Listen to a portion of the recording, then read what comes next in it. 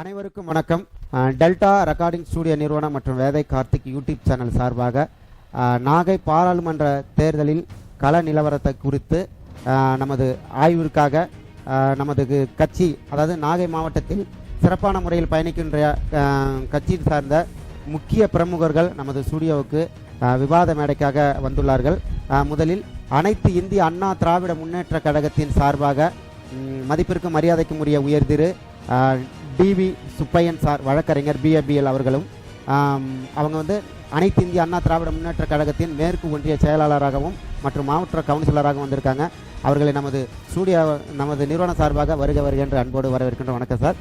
மற்றும் அடுத்ததாக ஆளும் கட்சியாக, தமிழ்நாட்டின் ஆளும் கட்சியாக தற்போது இருக்கின்ற திராவிட முன்னேற்ற கழகத்தின் கட்சியின் சார்பாக மற்றும் கூட்டணி கட்சியின் சார்பாக மிக சிறந்த பேச்சாற்றல் ஆளுமை உள்ள கவிஞர் தேவி சரவணன் சார் அவர்கள் நமது ஸ்டூடியோக்கு வந்திருக்காங்க. வணக்கம் சார். சிறப்பான முறையில் மக்களோட மக்களாக சிறப்பான முறையில் செயல்பட்டு கொண்டே இருக்கக்கூடிய நாம் தமிழர் கட்சியின் சார்பாக முருகையன் சுப்பிரமணியன் அவர்கள் நாம் தமிழர் கட்சியின் வடக்கு ஒன்றிய தொகுதி தலைவராக இங்கே நமது ஸ்டூடியோக்கு வந்திருக்காரு. வணக்கம் சார். மற்றும் அடுத்ததாக மக்கள் பிரதிநிதியாக சமூக சேவகர் மற்றும் மேனாள் பள்ளி தலைமை ஆசிரியர், வேதாரண்யத்துக்கு மிகவும் பரிச்சயமான மதிப்பிற்கும் மரியாதைக்கும் உரிய உயர்திரு கருப்பம்பலம் சித்திரவேல் ஆசிரியர் அவர்களும் நமது ஸ்டூடியோவுக்கு வந்திருக்காங்க. சார் வணக்கம் சார். இவங்களோட பற்றி நம்ம அரசியல் கள ஆய்வு, அதாவது கள நிலவரம் எப்படி இருக்கிறது அப்படிங்கிறத நமது ஆய்வு நடத்த போகிறோம். ஒவ்வொரு கட்சியின் சார்ந்த பிரமுகர்கள், முக்கிய பிரமுகர்களுக்கு 5 நிமிடங்கள் அவர்களுடைய கட்சி நிலவரம், கட்சியின் கள நிலவரங்கள் குறித்து நமக்கு விளக்கம் அளிக்கிறாங்க. அந்த வகையில் முதலில் அனைத்து இந்திய அண்ணா திராவிட முன்னேற்ற கழகத்தின் சார்பாக இங்கு நமது ஸ்டுடியோக்கு வருகின்றுள்ள மதிப்பிற்கும் மரியாதைக்கும் உரிய உயர்திரு டிவி சுப்பையன் பிஏபிஎல் வழக்கறிஞர், ஏடிஎம்கேவின் மேற்கு ஒன்றிய செயலாளர் மற்றும் மாவட்ட கவுன்சிலர் ஐயா அவர்கள் இப்போது 5 நிமிடம் நமது பாராளுமன்ற தேர்தலின் கள நிலவரத்தை நமக்கு இப்போது ஒரு 5 நிமிஷம் சுருக்கமாக விளக்கம் அளிப்பார்.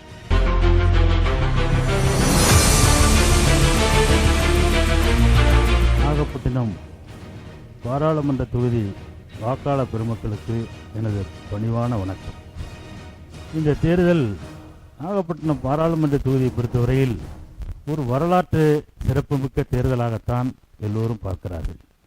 காரணம், இதுவரை நாகப்பட்டினம் தொகுதியில், நாகப்பட்டினம் மாவட்டத்தில் சார்ந்தவர்கள் யாரும் பாராளுமன்ற உறுப்பினராக போட்டியிடவில்லை, தேர்வு செய்யப்படவில்லை. பெரும்பாலானவர்கள் என்று சொல்வதை விட இதுவரை போட்டியிட்டவர்கள் எல்லோரும் திருவாரூர் மாவட்டத்தை சார்ந்தவர்கள்தான் போட்டியிட்டு வெற்றி பெற்றிருக்கிறார்கள். இந்த முறைதான் முதல் முறையாக நாகப்பட்டினம் மாவட்டம், அதாவது 2009 தொகுதி சீரமைப்புக்கு பிறகு நடக்கிற தேர்தலில் இந்த முறை அனைத்திந்திய அண்ணா திமுக சார்பில் சுர்ஜித் சங்கர் அவர்கள் இரட்டைலை சின்னத்தில் போட்டியிடுகிறார். இவருடைய சொந்த ஊர் தலைஞாயிறு. அவர் நன்கு படித்தவர், 4 டிகிரிகள் படித்தவர், 4 மொழிகளில் பேசக்கூடியவர். இந்த பகுதியினுடைய பிரச்சனைகளை பாராளுமன்றத்தில் எடுத்துரைக்கக்கூடிய அனைத்து தகுதியையும் பெற்றவர். அப்படிப்பட்டவரை தான் முன்னாள் அமைச்சர் மரியாதைக்குரிய அண்ணன் OS மணியன் அவர்கள் அறிமுகப்படுத்தி, மாண்புமிகு எடப்பாடியார் அவர்கள் அதை ஏற்று தலைமை கழகம் அறிவித்து இன்றைக்கு தேர்தல் களத்தில் நிற்கிறார். இளைஞராக இருக்கிறார், எழுச்சி உள்ளவராக இருக்கிறார், ஆற்றல் உள்ளவராக இருக்கிறார், படித்தவராக இருக்கிறார், வெளிநாடு சென்று சம்பாதித்து அதன் மூலம் சுய கௌரவத்தை தேடி வைத்தவராக இருக்கிறார். இந்த தொகுதியை பற்றி அவர் எங்களுடைய அறிமுக கூட்டத்தில் பேசுகின்ற பொழுதெல்லாம் இந்த தொகுதியில் இருக்கிற பிரச்சனைகளை ஆழத்தை அறிந்து பேசுவது எங்களுக்கே ஆச்சரியமாக இருந்தது. இந்த வேதாரண்யத்தில் நம்முடைய முன்னாள் அமைச்சர் அவர்கள் அண்ணன் OS மணியன் அவர்கள் பல்வேறு திட்டங்களை கொண்டு வந்தார். அதில் குறிப்பிட்டு சொல்ல வேண்டும் என்று சொன்னால், வேதா ஆயத்தை ஆடை பூங்கா என்ற வகையில் பெண்களுக்கு வேலைவாய்ப்பு தரக்கூடிய சுமார் 10,000-15,000 பேர் வேலைவாய்ப்பு பெறக்கூடிய ஒரு அற்புதமான திட்டத்தை கொண்டு வந்து அதற்கு இடம் தேர்வு செய்து கொடுத்து அதற்கான அடிப்படை பணிகள் அனைத்தும் முடிந்து தமிழக அரசு ஒப்புதல் பெற்று இன்றைக்கு 500 பெண்கள் வேதாரண்யத்தில் யூனிஃபார்மோடு வேலை பார்த்து கொண்டிருக்கிறார்கள். ஆனால் அந்த திட்டத்துக்கு இடம் ஒதுக்கப்பட்டு அதற்கு மத்திய அரசு வழங்க வேண்டிய சப்சிடி இன்றைக்கு வரை கிடைக்காத காரணத்தினால் சுமார் 15,000 பேர் வேலைவாய்ப்பை பெறக்கூடிய சூழ்நிலை நிலுவையில் நிற்கிறது. அது மட்டுமல்ல, வடுவாஞ்சேரியில் 1000 கோடி ரூபாயில் மெகா ஃபுட் பார்க் என்ற அற்புதமான திட்டத்தை எடப்பாடியார் அவர்கள் கொண்டு வந்து அதற்கு மாண்புமிகு முன்னாள் அமைச்சர் அண்ணன் OS மணியன் அவர்கள் இடம் தேர்வு செய்து அதற்கான அடிப்படை பணிகள் அனைத்து முடிந்த நிலையில் மத்திய அரசு அதற்கான அனுமதி அளிக்காத காரணத்தினால் அதுவும் நிலுவையில் இருக்கிறது. வேதாரண்யத்தில் உப்பள பிரச்சனைகளுக்கு தீர்வு காணப்படவில்லை, மீனவர் பிரச்சனைக்கு தீர்வு காணப்படவில்லை.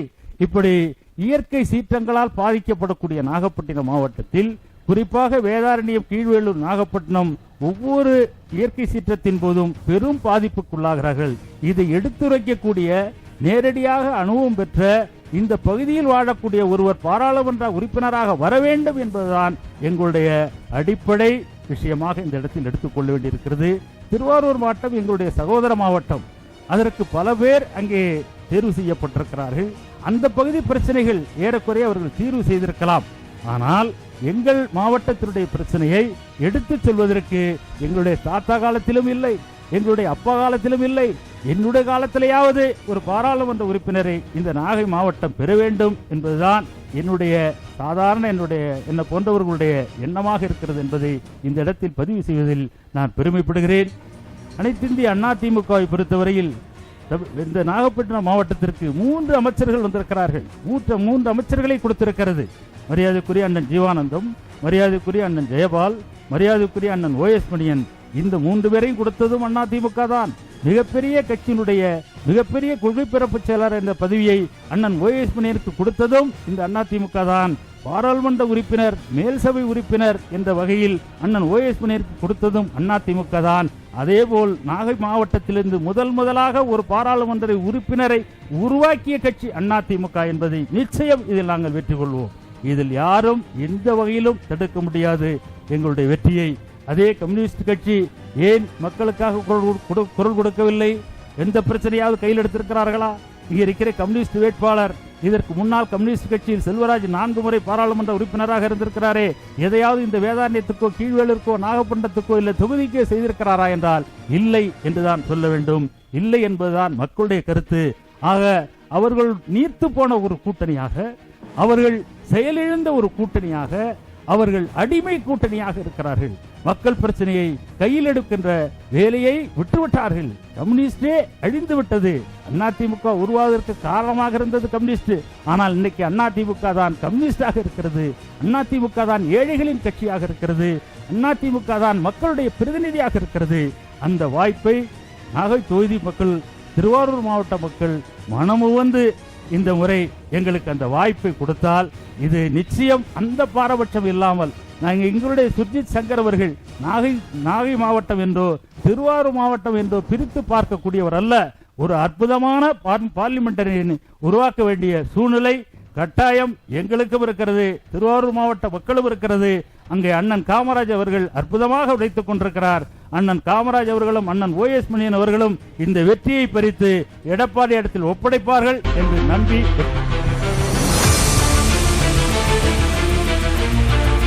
நடைபெற இருக்கின்ற மக்களவைத் தேர்தலில்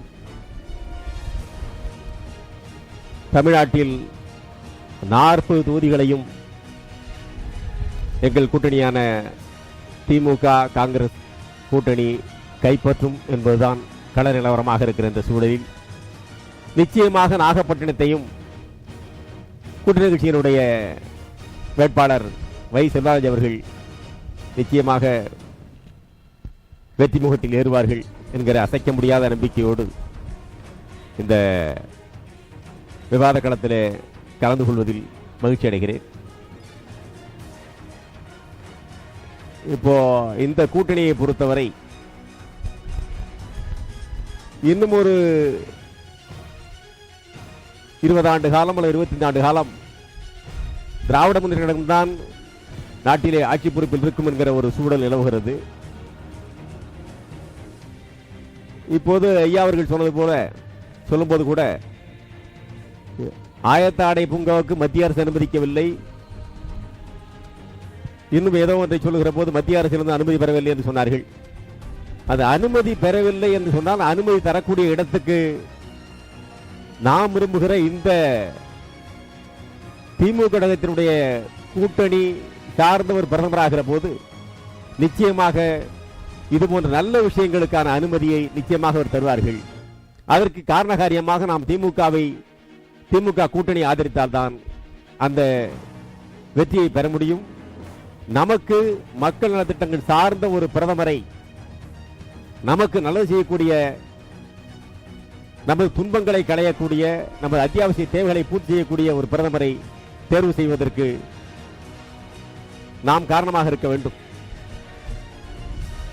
40 தொகுதிகளும் திமுக கூட்டணி வசமே என்கிற அரசியல் சூழலில் நாகப்பட்டினத்திலும் நிச்சயமாக அந்த களப்பணியிலே தொய்விருக்காது.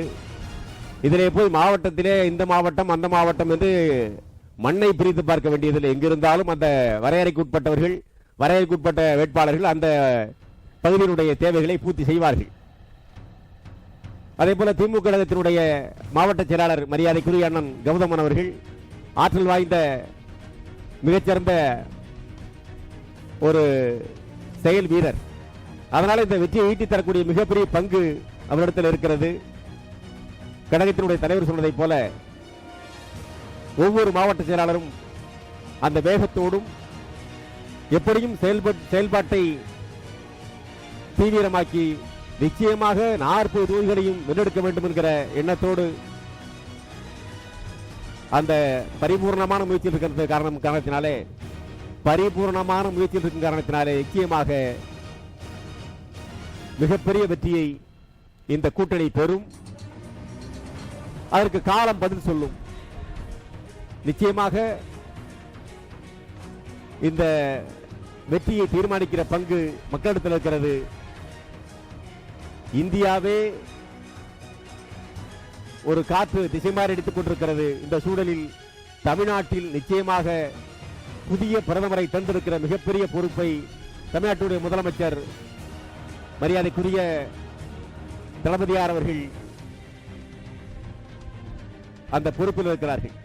அதனாலே அவர் விரல் காட்டுகிறவர் இந்தியாவுடைய பிரதமராக வரக்கூடிய சூழல் தான் நிலவுகிறது. அப்படி இருக்கிற போது தமிழ்நாட்டின் 40 தொகுதிகளும் திமுக கழகத்தினுடைய கூட்டணி வேட்பாளர்களே வெற்றி பெறுவார்கள் என்பதனாலே நாகப்பட்டினம் விதிவிலக்கல்ல. நிச்சயமாக நாகப்பட்டினத்தினுடைய வேட்பாளர் வை செல்வராஜ் அவர்கள் மிகப்பெரிய வெற்றியை தருவார்கள். நீங்கள் செலுத்துகிற வாக்கு வெற்றியின் பக்கம் சேருவதற்கு நீங்கள் கதிரவாள் சின்னத்திலே முத்திரையிட்டு ஒரு மிகப்பெரிய வெற்றியை நீங்கள் தேடித்தர வேண்டும் என்று கேட்டுக்கொண்டு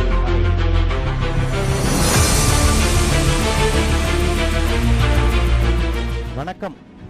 தமிழ்த்தாய் வாழ்க, தலைவர் பிரபாகரன் வாழ்க.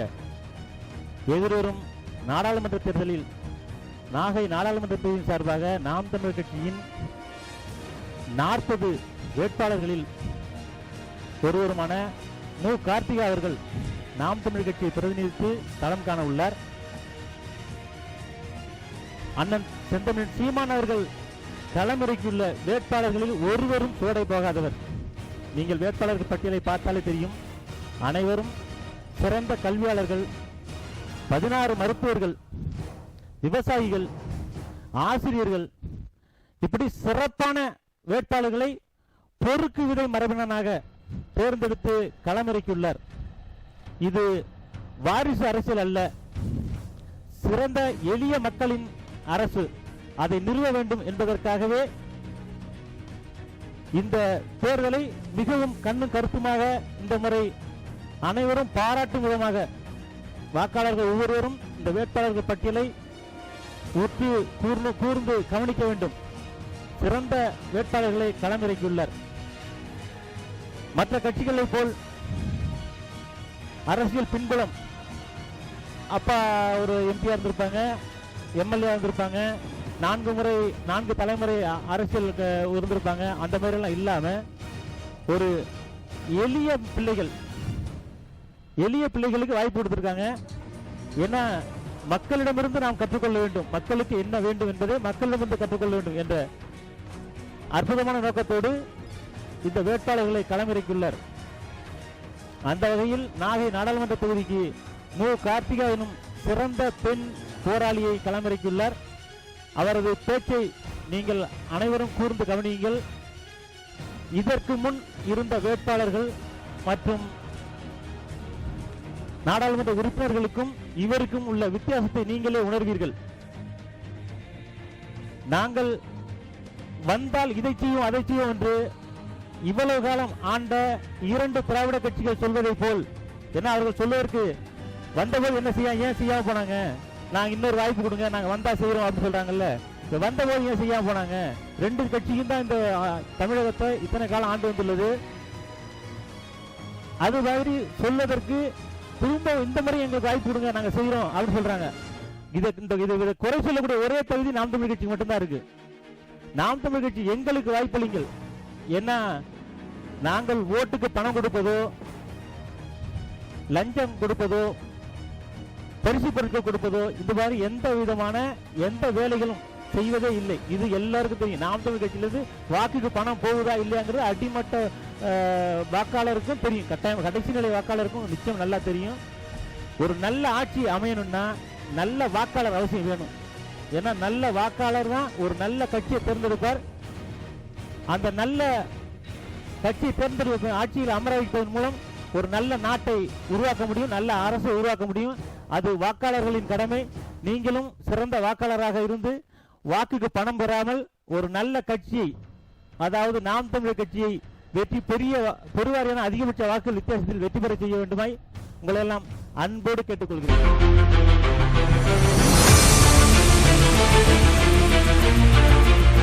வாக்காளர்களாகிய நாங்கள் ஒரு முடிவுக்கு வந்துவிட்டோம்.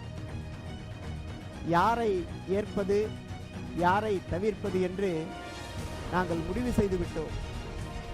நேற்றிலிருந்து வாக்காளர்கள் சார்பாக ஒவ்வொரு கிராமமாக சென்று வாக்களியுங்கள் வாக்களியுங்கள் வாக்களியுங்கள் என்று சொல்லிக் கொண்டிருக்கின்றோம்.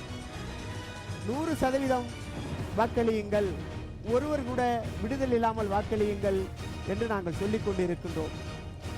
அரசியல் கட்சி சார்ந்தவர்கள் அவர்கள் அணிக்கு வலு சேர்க்கின்ற விதமாக நிறைய பேசினார்கள், நிறைவாக பேசினார்கள். அவர்கள் அப்படித்தான் பேசுவார்கள். ஆனால் வாக்காளர்களாகிய நாங்கள் ஒரு முடிவுக்கு வந்துவிட்டோம். எங்களுக்கு வேதாரண்யம் என்றோ தலைஞாயிறு என்றோ வேறுபாடு பார்ப்பதில்லை. நாங்கள் நாகப்பட்டினம் என்றோ திருவாரூர் என்றோ வேறுபாடு பார்ப்பதில்லை. அப்படி பார்த்திருந்தால் வேதாரண்யத்திலிருந்து மயிலாடுதுறையில் வெற்றி பெற முடியாது, தலைஞாயிறிலிருந்து மயிலாடுதுறையில் வெற்றி பெற முடியாது. ஆக நாங்கள் 100 விழுக்காடு வாக்களித்து நல்லவர்களை தேர்ந்தெடுக்க வேண்டும் என்று நாங்கள் நினைத்து கொண்டிருக்கின்றோம். என்ன ஒன்று, வர வர விலைவாசி ஏறிக்கிட்டே போகுது. விலைவாசி ஏறாத ஒரே பொருள் அஞ்சல் அட்டை மட்டும்தான். 25 காசுக்கு 50 காசுக்கு இன்னமும் கிடைச்சிக்கிட்டு இருக்கு. பாக்கி எல்லாமே ஏறிட்டுது. பெட்ரோல் விலை ரொம்ப ஏறிட்டுது, கேஸ் விலை அதை விட ரொம்ப ஏறிட்டுது, அரிசி விலை அதுவும் ஏறிட்டுது. 10 ரூபாய்க்கு 3 இட்லி சாப்பிட்டுக்கிட்டு இருந்த நாங்கள் இப்போ 50 ரூபாய்க்கு 3 இட்லி சாப்பிட்றோம். ஆனால் ஒன்று வாக்காளர்கள் அதனால் நாங்கள் கஷ்டப்பட்டு விடுவோம், வேதனைப்பட்டு விடுவோம் என்று மட்டும் நீங்கள் எண்ண வேண்டாம். எங்களிடம் வாங்கும் சக்தி இருக்கிறது. நீங்கள் எவ்வளவுதான் அடித்தாலும் தாங்கும் சக்தி எங்களிடம் இருக்கிறது. நாங்கள் ஒரு நல்ல முடிவுக்கு வந்து விட்டோம். நல்ல வேட்பாளரை தேர்ந்தெடுக்கின்ற விதமாக நாங்கள் நிச்சயமாக எங்களுக்கும் பொறுப்பு இருக்கின்றது. எங்களுக்கான நாகைப்பட்டினம் நாடாளுமன்ற உறுப்பினரை தேர்ந்தெடுக்கின்ற வாய்ப்பு 5 ஆண்டுக்கு ஒரு முறை இப்பொழுது கிடைத்திருக்கிறது. இதை விட்டால் எங்களுக்கு அந்த வாய்ப்பு கிடைக்காது. ஆகவே நாங்கள் ஒரு பிரதானமாக 4 பேர் நிற்கின்றார்கள். திராவிட முன்னேற்ற கழகம் சார்ந்து, அனைத்து இந்திய அண்ணா திராவிட முன்னேற்ற கழகம் சார்ந்து, நாம் தமிழர் கட்சி சார்ந்து, பாரதிய ஜனதா சார்ந்து 4 பேர் பிரதானமாக போட்டியிடுகின்றார்கள். சுயேட்சையாக சில நண்பர்கள் களமிறங்கி இருக்கின்றார்கள். இவர்கள் எத்தனை பேர் எப்படி இறங்கினாலும் நாங்கள் ஒரு நல்ல முடிவு, இவரால் தான் இதை தர முடியும் என்று நாங்கள் முடிவுக்கு வந்துவிட்டோம். தேர்தல் அறிவித்த நாளிலேயே நாங்கள் எங்களுடைய பிரதிநிதியை நாங்கள் மானசீகமாக தேர்ந்தெடுத்து விட்டோம். நாங்கள் வேதாரண்யத்திலே ஒரு சின்ன கிராமத்தில் 100 விழுக்காடு வாக்களித்தால் வேதாரண்யம் ஒன்றியமே 100 விழுக்காடு வாக்களித்ததாக நினைத்துக் கொள்வோம். வேதாரண்யம் வாக்களித்தால் நாகப்பட்டினம் நாடாளுமன்றமே 100 விழுக்காடு வாக்களித்ததாக எண்ணிக்கொள்வோம்.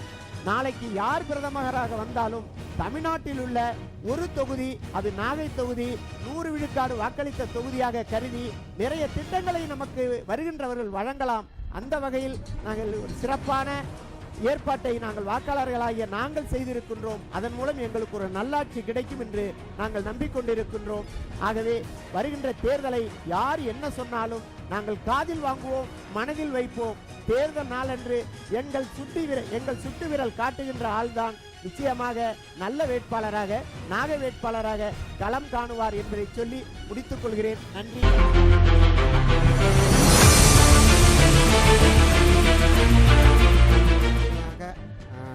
நான்கு கட்சி அதாவது 3 கட்சி சார்ந்து மக்கள் பிரதிநிதிகள் வந்த அத்தனை பேரும் அருமையான கருத்துக்கள், தங்களோட கட்சி கோட்பாட்டுக்குட்பட்டு அருமையான கருத்துக்களை பகிர்ந்துக்கிட்டாங்க. இப்போ தான் நமது விவாத மேடை காரசாரமாக ஆரம்பித்திருக்கிறது. ஒவ்வொருத்தரும் அவங்களோட கட்சி சார்ந்த வேட்பாளர்களுக்கு வாக்கு சேகரிக்கும் வண்ணமாக பேசியது அருமை.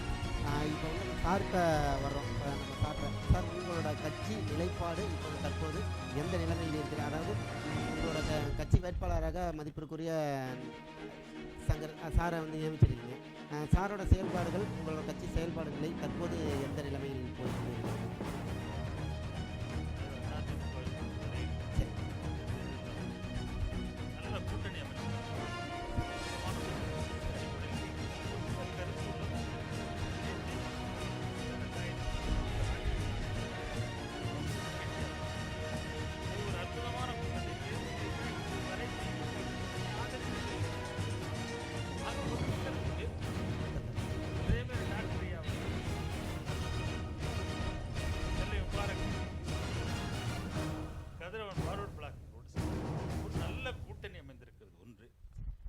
தலைமையாக அற்புதமாக புரட்சித் தலைவருக்கு பிறகு, புரட்சித் தலைவிக்கு பிறகு மக்களால், அதிமுக தொண்டர்களால் முழுமையாக ஏற்றுக்கொள்ளப்பட்ட பின் நடக்கிற ஒரு பொது தேர்தல் வகையிலும் நாங்கள் உற்சாகமாக இருக்கிறோம். எடப்பாடியாரை எங்கள் கட்சியினுடைய 3வது தலைமுறையாக அதை மக்களும் எதிர்பார்த்திருக்கிறார். ஆக கூட்டணி என்ற வகையில் சின்னம் சம்பந்தமாக பல்வேறு விஷயங்களை தேவையில்லாமல் சர்ச்சையாக்கி அது இன்றைக்கு முடிவு. ஆக சின்னம் கூட்டணி 2 நாளுக்கு முன்னால் திருச்சியில் பேசும்போது அந்த கட்சி தலைவர்கள் அனைவருமே இதுதான் 2024 கூட்டணி என்ற முதலமைச்சர் எடப்பாடியார் என்பதை தெளிவுபடுத்துகின்ற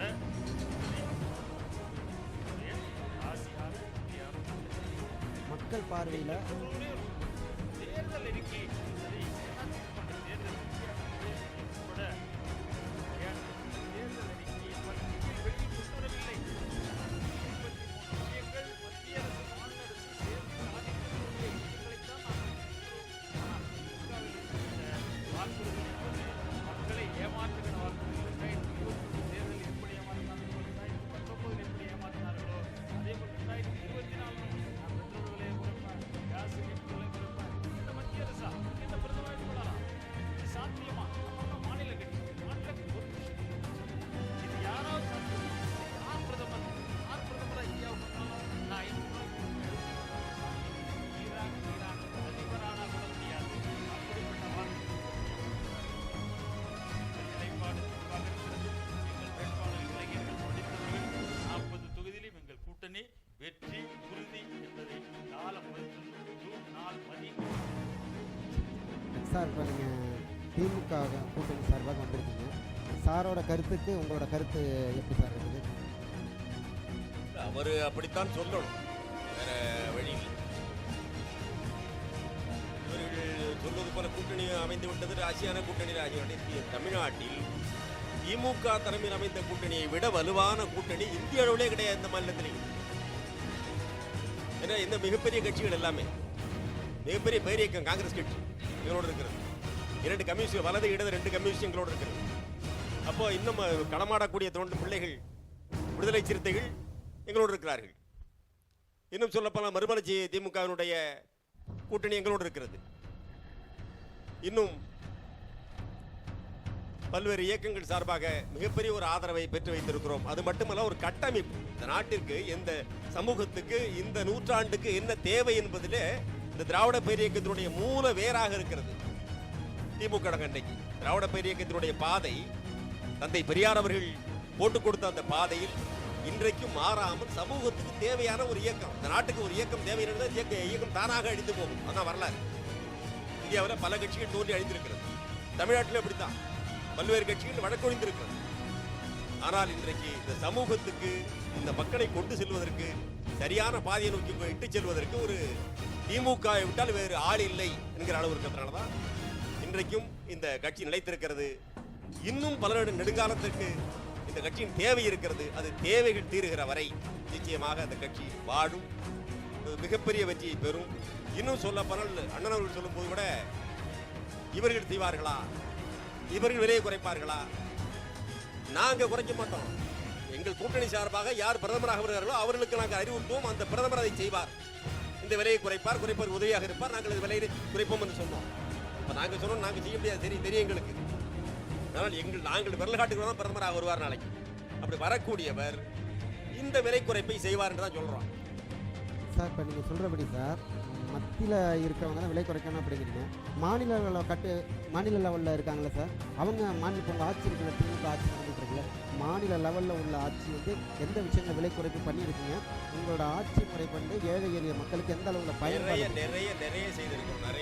இன்றைக்கெல்லாம் கருத்தை நீங்கள் சொல்லலாம். இன்னைக்கு மதுபான கடையில் விலை குறையலன்னு அவன் வைத்திருக்கப்பட்டு அது பெரிய புகாராக பேசுகிறாங்க. இது மாநில அரசு செய்ய வேண்டிய செயலா, மத்திய அரசு காரணம் காட்ட வேண்டிய செயலா? இல்ல தம்பி நேரா அங்கதான் போயிருக்கிறார் பாருங்க. இல்ல அது இல்ல மற்ற விஷயங்கள் நிறைய இல்லையா? நாங்க எளிய மக்களுக்கு இன்னைக்கு புரியும். ஏன்னா அந்த அளவுக்கு எல்லாரையும் குடிகாரர்கள் ஏழை பெண்களுக்கு 1000 ரூபாய் சொன்னபடி எடுத்து கொடுத்தது யாரு? உடனே குத்தமா இல்லையா? எவ்வளவு காலம் கழிச்சு எடுத்து கொடுத்தாங்க? இல்ல சார், அதே மாதிரி தாலிக்கு தங்கம் அப்படின்னு சொல்லிட்டு அதுக்கு முந்தைய ஆட்சி அனைத்து திட்டங்களையும் அம்மா காலத்தில் கொண்டு வந்த திட்டங்கள் அனைத்தையும் ஏழைகளுக்கு போயிருக்கு. அனைத்தையும் எரித்துவிட்டு அம்மாவும் உட்பட அனைத்தையும் மூடிவிட்டு 1000 ரூபாய் 10,000 ரூபாய் நஷ்டத்தை ஏற்படுத்தி அதிலிருந்து 1000 ரூபாய் கொடுப்பதாக எதை தர வேண்டுமோ, எதை கொடுக்கணுமோ அதை கொடுக்கிறோம். எது தேவையில்லையோ அதை நிறுத்தி வைத்து விட்டு இந்த நாட்டுக்கு சமூகத்துக்கு என்ன தேவையோ அதை மாற்றி அமைத்திருக்கிறோம். அவ்வளவுதான். அம்மா உணவும் தேவையில்லை, ஏழைக்கு பணம் தேவையில்லை, ஏழைக்கு படிப்பு ஏன் பணம் ஏன் கொடுக்கல பணம்? 1000 கொடுத்துருக்கோமே. ஏழைக்கு படிப்பு தேவை இல்ல சார், 1000 ரூபாய் கொடுத்து 15ஆம் தேதி ஆனால் அண்ணா பிறந்த நாள் தொடங்கப்பட்டது. 15 தேதி ஆனால் எல்லா அக்கௌண்ட்லயும் பணம் ஏறுது. எல்லா குடும்பமும் சந்தோஷமா இருக்கு. 12,000 ரூபாய் நீங்க ஏற்றிட்டு விலைவாசி எல்லா வரிகளையும் உயர்த்தி விட்டு விலைவாசியை உயர்த்தி மகளிருக்கு இலவச பஸ் யார் விட்டது? இலவசமாக பேருந்து வழியில போறவன்ட்ட 10,000 ரூபாய் பிடிக்கும் சார். மக்கள் பார்வையில இப்ப மக்கள் பார்வையில சார் இல்ல 10,000 ரூபாய் பிடிக்கும். இந்த ஒரு 1000 ரூபாய் செலவு இல்ல இலவச பேருந்து விட்டுருக்கோம். இன்னைக்கு பாத்தீங்கன்னா பெண்கள் ரொம்ப மரப்பூரி படிக்கிறாங்க. எங்க பார்த்தாலும் அவர் நினைக்கிற இலக்கை நினைக்கிற தூரத்துக்கு எங்க வேணா போகலாம். எந்த நாட்டு இதை பார்த்து விட்டுதா? தமிழ்நாட்டினுடைய மாடலை பார்த்து விட்டா இந்தியா முழுக்க மற்ற மாநிலங்களும் இல்ல பஸ்ல போறத சொன்னீங்க. நாங்க பஸ் மாடே கொடுத்தோம். நீங்க பஸ்ல போறது இல்ல சார், இலவச பேருந்துங்கிறீங்களா? இலவச பேருந்துங்கிறது வந்து ஒரு குறிப்பிட்ட தொலைவுக்கு தானே போகுது. இப்ப இலவச பேருந்துங்கிறது ஒரே ஒரு விஷயத்துக்கு பஸ் மாடு ஆடு பொருளாதார வேலை வாய்ப்பு அவங்களுக்கு அடுத்த கட்ட வாழ்க்கையுடைய தரத்தை உயர்த்துவதற்கு அற்புதமான திட்டம். அம்மா கொண்டு வந்த தொலைநோக்கு பார்வை 2023 அடிப்படை கொண்டு வந்த திட்டங்கள் அனைத்தும் அற்புதமானது. அது அனைத்தையும் திரட்டி விட்டு சீரழித்து விட்டு 1000 ரூபாய் கொடுத்து ஏமாற்றத்தை மக்கள் அது ஏற்கவே இல்லை. அதுதான் உண்மை. சார் உங்களோட கருத்து சார்? இந்த 2 பேரும் கூட்டணி பத்தி சொல்றாங்க. இந்த கூட்டணிங்கிறது பச்சை ஏமாற்றுத்தனங்கிற கூட்டணி. இவங்க இதுவரைக்கும் இந்த 2 கட்சிகள் எவ்வளவு காலம் கூட்டணியில மாறாத கூட்டணியா இருந்திருக்காங்க. இவங்க கருத்தியல்ல கொள்கையில முரண்பட்டவங்க. இவங்க கூட்டணி அப்படின்னு சொல்லுவாங்க. இது எப்படி கொள்கையை கழட்டி வச்சுட்டு வந்து கூட்டணியா இருக்கிறாங்களா? இதுதான் எங்களோட கேள்வி. கூட்டணி என்பது முழுக்க மக்களை ஏமாற்றுத்தனம். கொள்கையை வந்து சமரசம் செய்து கொள்வாங்க. அது அந்த இதே வேண்டாங்கிறதுனால தான் நாம் தமிழ் கட்சி தனித்தே நிக்குது. நீங்க திமுக பெரிய கட்சின்னு சொல்லுவாங்க. இது வரைக்கும் தனித்து நின்ன வரலாறு உண்டா தமிழக அரசியல்ல? திமுக நீங்க கூட்டணி சொல்றீங்க. தமிழ்நாட்டில் தனியாக தோன்றி மிக பிரகாசமா வந்த கட்சி எல்லாமே தனித்து நின்று தன்னை வழக்கொழி தான் முடிச்ச ஒழிய நிலைத்து இங்கே ஆட்சி அமைக்கவே முடியாது. தனித்து வளர்ந்த கட்சியை சொல்றீங்க. எந்த கட்சி? தமிழ்நாட்டு அரசியலில் தனித்து ஒரு கட்சி வளர்ந்தது, ஆட்சி அமைச்சு சார். அப்படி நம்ம பார்க்க முடியும். அப்படி பார்க்க முடியாது. நாம் தமிழர் கட்சி தனித்து சார் வளர்ந்துருக்குது. நம்ம சாதனைகளை செய்யக்கூடாது. நம்ம யாரும் கருதி இருந்தாங்கன்னா படிச்சவங்களே வர முடியாதுங்க. புரியுதா? ஒரு கிராமத்துல இல்ல சார், பாமரர்களாக இப்ப உங்க இருந்துறாங்க. கருத்து சார், இந்த ஒரு ஊர் நிமிஷம் சார், உங்க கருத்துல என்னன்னா, இப்ப நாம் தமிழர் கட்சிங்கிற கட்சி தனித்து தோன்றி தனித்து தான் வளர்ந்துருக்கு. அவங்க எந்த கூட்டணி என்ன வளர்ந்துருக்காங்க? எங்களை ஏன் இந்த வளரல? எந்த அளவுக்கு? இல்ல, எங்களை இந்த கட்சி என்ன ஆட்சி அமைக்க கூட்டணி அவங்க வளர்ந்துருக்காங்களா? அவங்க அளவுக்கு வளர்ந்துருக்காங்களா சார்? எங்களை இந்த அவங்க கட்சிகள் அளவுக்கு வளர்ந்துருக்காங்கல்ல? 4% 5% வாங்கிட்டு அவன் வளர்ந்தாராட்டுமா அது? எங்களை இந்த கட்சிகள் எப்போதாவது கூட்டணியின் வலையில் விழுமா என்று ஆவலா காத்து கொண்டே இருக்கிறார்கள். கூட்டணிக்கு அழைத்துக் கொண்டே இருக்கிறார்கள். அண்ணன் செந்தமிழ் சீமான் அவர்கள் மறுத்து கொண்டே வருகிறார். தெளிவாக சொல்கிறார். தன்னிச்சையாக வேட்பாளரை முன்கூட்டி அறிவிக்கிறார். என்னென்ற எடப்பாடி அவர்களும் தன் கூட வருவாங்கன்னு கருதுறாங்க. இந்த கட்சி உடைஞ்சு போகாதா? நாம் தமிழ் கட்சி எங்கேயும் கூட்டணி போய் கரைஞ்சி போகாதா? ஏன்னா கூட்டணியில போன திமுகவோட கூட்டணி போன கட்சிகள் பாருங்க, அண்ணா திமுக கூட்டணி போன கட்சிகளை பாருங்க. அண்ணா திமுகவிலேருந்து, அதாவது காங்கிரஸ் எதிர்த்து உருவான கட்சி திமுக, திமுகவிலேருந்து பிரிஞ்ச கட்சி அதிமுக. இது மட்டும்தான் இதாக இருக்குது தவிர மற்றபடி எல்லாமே இப்போ மக்கள் நீதி மையம் எந்த நிலைமை போயிருக்குது, அது அப்படியே கரைஞ்சி போயிடுச்சு. கமலஹாசன் அவர்கள் இதை வச்சு டார்ச் வச்சுட்டு தொலைக்காட்சியை உடைச்சாரு. நான் திமுகவுக்கு மாற்றா அப்படி வந்தோம் அப்படின்னு சொன்னவர் திரும்ப அங்கேயே போய் ஐக்கியமாயிட்டாரு. அடைக்கலமாயி கரைஞ்சே போயிட்டாரு. அவருக்கு ஒரு சின்னமே இல்லை. சின்னம் வாங்கிட்டு பயன்படவே இல்லை. அதுபோல் சமத்துவ மக்கள் கட்சியாக இருக்கட்டும், இந்த மற்ற கட்சிகளாக இருக்கட்டும், டிடிவி தினகரன் பாரதிய ஜனதாவுக்கு நோட்டாவுக்கு கீழே தயார் பண்ணார். அங்கே போய் தரணிக்கிறார்.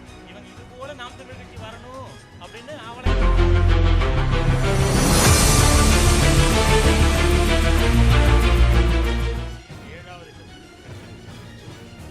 நாங்கள் தடுத்து கொண்டு கொடுத்து தம்பி சவாலோடு பேசுகிறார். 2014 புரட்சி தலைவர் அம்மா அவர்கள் இதேபோல் பாராளுமன்ற தேர்தலிலே ஏடியா மோடியா என்ற கோலத்தை வைத்து தனித்து நின்று 37 பேரை வெற்றி கண்ட கட்சிதான் அதிமுக. இன்றைக்கும் எல்லா கட்சியும் தனித்து நிற்க தயார் என்று சொன்னால் அதை முதலில் இருக்கிற கட்சி அதிமுக தான் இருக்கும். ஆனால் கூட்டணி என்பது கூட்டணி என்பது தவறல்ல. ஒரு கூட்டு முயற்சி, ஒரு வெற்றியை அடைவதற்கு கூட்டு முயற்சி தொழிலில் உண்டு, குடும்பத்தில் உண்டு, எல்லா இடத்திலும் உண்டு. அது அரசியலுக்கு பொருத்தமானதான். ஜனநாயக நாடு. அது கொள்கை அளவில் ஒத்துப்போகிறவர்கள் சேருவது இயற்கையான ஒரு விஷயம். ஆக கூட்டணி என்பது தவிர்க்க முடியாத ஒன்று. உங்களிடத்தில் இருப்பது சொற்ப சதவீத வாக்குகள். இன்னும் 50 ஆண்டு காலம் ஆனாலும் உங்களுடைய கட்சி தனித்து வெற்றி பெற வாய்ப்பில்லை என்பதை இந்த கருத்தை பதிவு. நம்ம எதையுமே மக்கள் தான் தீர்மானிக்கணும் சார். மக்கள் சார்பில் சார் என்ன சொல்ல வரீங்க? மக்கள் சார்பில் நான் என்ன சொல்ல வர்றேன்னா, நான் சீமான் கட்சியை ரொம்ப பாராட்டுறேன். ஏன்னா தேர்தல் தேதி அறிவிக்கிறதுக்கு முன்னாடியே 40 வேட்பாளர்களையும் அறிவித்த கட்சி அந்த கட்சி தான். அதனால நான் சீமான் கட்சியை பாராட்டுறேன். இரண்டாவதாக அனைத்து இந்திய அண்ணா திராவிட முன்னேற்ற கழகத்தை நான் பாராட்டுகிறேன். காரணம், அந்த கட்சி தான் அடுத்தபடியாக ஒரு 33 வேட்பாளர்களை தனித்து களமிறக்கி இருக்கிறது. மற்ற 2 கட்சிகளும் கூட்டணியோடு சேர்ந்து களமிறக்கி இருக்கின்றார்கள். ஆனால் நான் மற்ற அரசியல் கட்சிகளை ஒதுக்கி சீமான் சாரிடம் ஒரே ஒரு கேள்வி கேட்கிறேன். நீங்கள் தனித்து நிற்கிறேன் என்று எதை சாதிக்க போகிறீர்கள்? எப்பொழுது சாதிப்பீர்கள்? இல்லை, நீங்கள் சாதிக்க முடியாது. காரணம், ஒரு ஊருக்கு ஒரு பொதுவான எதிரி வந்தால் 4 பேர் சேர்ந்தால் தான் அவனை அடித்து துரத்த முடியும். அந்த வகையில் நீங்கள் எங்கோடு சேர மறுக்கிறீர்கள். பொது எதிரியை வீழ்த்துவதற்கு எல்லோரும் சேர வேண்டும். அப்பொழுதுதான் நீங்க அப்பயும் நான் தனியாக நின்று அவனை அடிச்சு பார்ப்பேன் அவங்கள அடித்து போட்டு போய்விடுவான் என்பது நீங்கள் பொது எதிரி என்பவருக்கு கொள்ளைப்புறமாக கையை கோர்த்து கொண்டிருக்கிறீர்கள் என்பது அப்பட்டமாக மக்களுக்கு தெரியும்.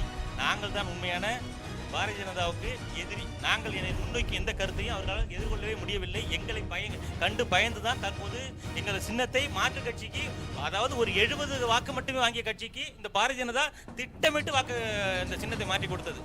இதுலேருந்து தெரியுது நாங்கள் பொது எதிரியை பலப்படுத்தணும் அப்படிங்கிறதுக்காக நாங்கள் தனித்து நிற்கல. நீங்கள் பலப்படுத்துகிறீர்கள் என்று நானும் சொல்லவில்லை. ஆனால் ஒரு பொது எதிரியை வீழ்த்தும் போது நீங்கள் யாரோடாவது கைகோர்க்க வேண்டும். அதுதான் உண்மை.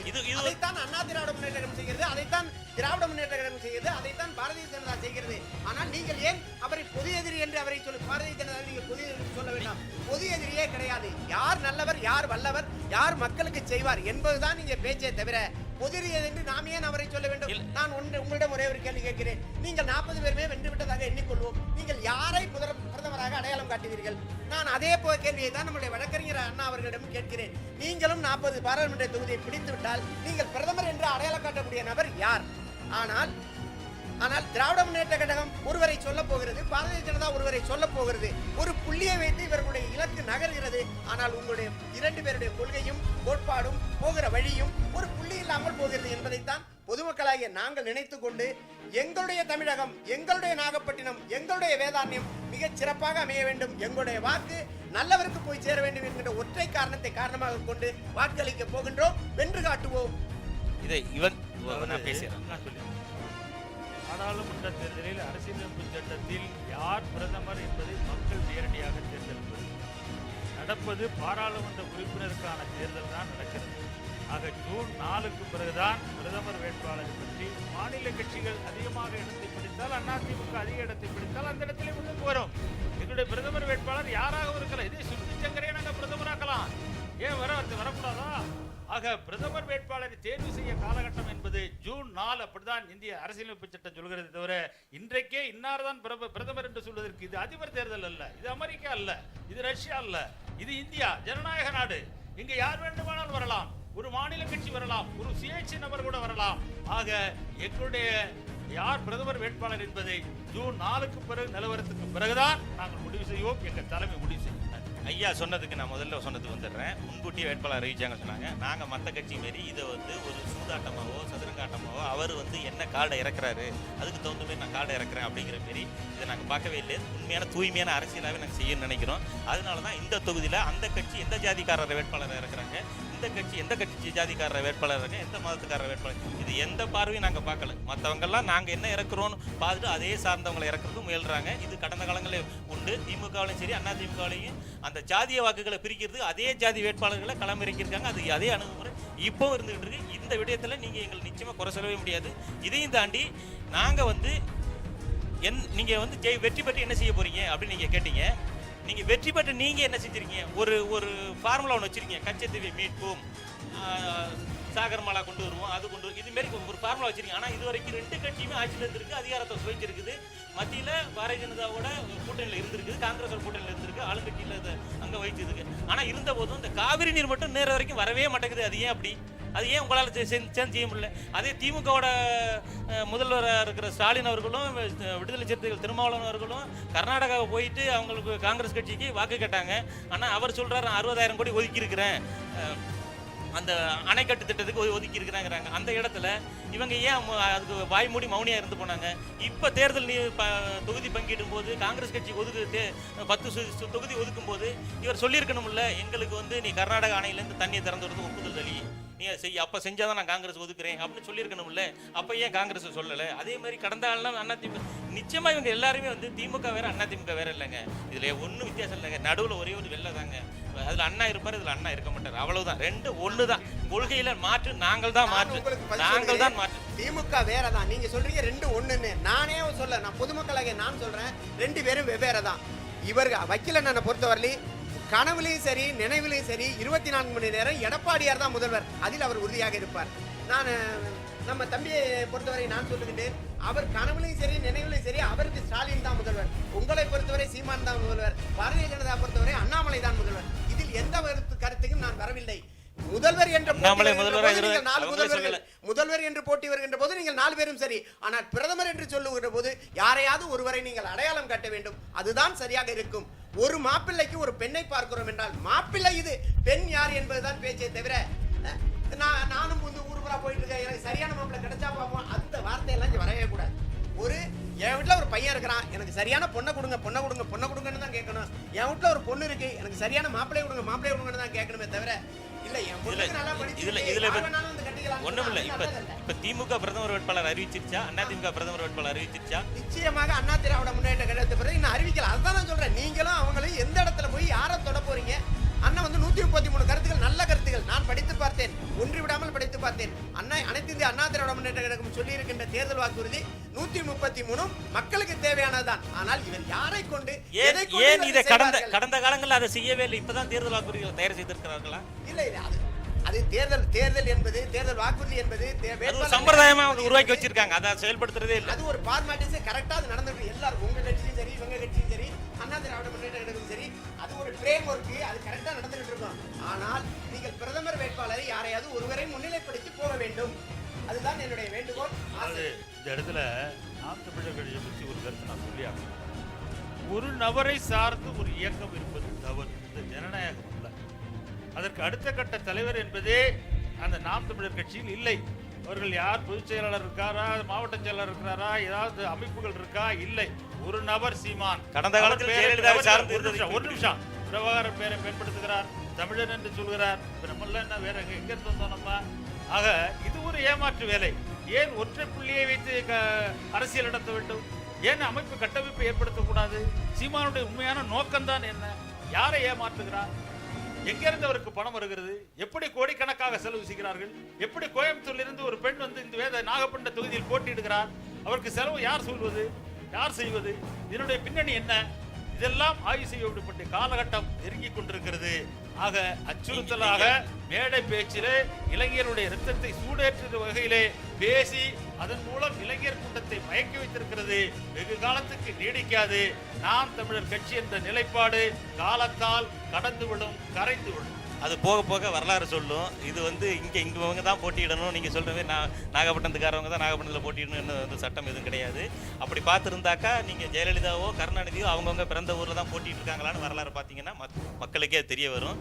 அதுபோல் அண்ணன் ஏற்கனவே சொன்னாங்க, இலவச பேருந்து கொடுத்தோம் அப்படின்னு சொன்னாங்க. திமுகவில் இலவச பேருந்து கொடுத்தாங்க. ஆனால் போக்குவரத்து தொழிலாளர்கள் தான் வெளியில் விட்டுட்டீங்க. ரொம்ப கஷ்டப்பட்டாங்க, ரொம்ப போராடினாங்க. இலவச பேருந்து உரிய நேரத்துக்கு போகிறதில்ல. இந்த இலவச பேருந்துகளால் தனியார் பேருந்துகளே அந்த இடத்துல எடுத்துட்டாங்க. இலவச பேருந்து போகிற நேரத்துக்கு எப்போது நினைச்ச நேரம் தான் போகுது. அதனால் அங்கே பயணிகள் ரொம்ப அவதிப்படுறாங்க. அவங்க என்ன சொல்கிறாங்கன்னா, இவங்க இலவச பேருந்து வராமல் இருந்தால் கூட தனியார் பேருந்தாவது வரும், நான் கட்டணத்தை கொடுத்தாவது உரிய நேரத்துக்கு போய் என் வேலைகளை செய்வேன். இலவச பேருந்து இவங்க கிட்ட கேட்டால் ஏமா சும்மா தானே போகிற, வர்ற போது போமா, ஏமா அதுக்குள்ள அவசரப்படுற, நீ பாட்டுக்கு பேசுகிற அப்படிங்கிறாங்க. பேருக்கு தான் இலவச பேருந்து தவிர இது போல வாதங்கள் பேசுவதற்கு மட்டும்தான் அந்த இலவச பேருந்து திட்டம் பயன்படுத்தி தவிர உண்மையிலே கடைநிலை மக்களுக்கு நிச்சயமா அது உதவி செய்யவில்லை. மக்களுக்கு இலவசங்கள் அறிவிப்பதே முதல்ல ஏமாற்று. இது ஒரு வாக்குக்கு பணம் கொடுக்க. அதாவது நாம் தமிழரை பொறுத்தவரை கட்சி நல்ல கட்சி, நல்ல பேர் இருக்கு, நல்லா பேசுறீங்க. நாம் தமிழர் கட்சியினர் நல்லா பேசுறீங்க, பேச தெரிந்தவர்கள். நல்ல மாதிரியா தான் கூட்டமெல்லாம் போடுறீங்க, பதாகையெல்லாம் நல்லா வைக்கிறீங்க, சிறப்பாக இருக்கு, படிக்கிறது நல்லா இருக்கு.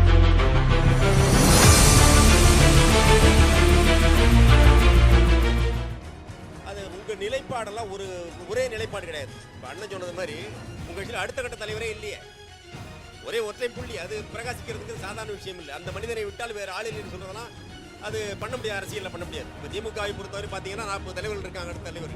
அதுக்கு கீழே 50-100 தலைவர் இருக்காங்க. அண்ணா திமுக இப்படித்தான், பல தலைவரை கொண்டதுக்கு கீழே அடிப்பட்ட தலைவர்கள்லாம் வரிசையாக இருக்காங்க. ஆனால் உங்க நிலைப்பாடு முதல் தொடக்கம், உங்க தலைவரோட தொடக்கம் பொதுவுடைமை கட்சி.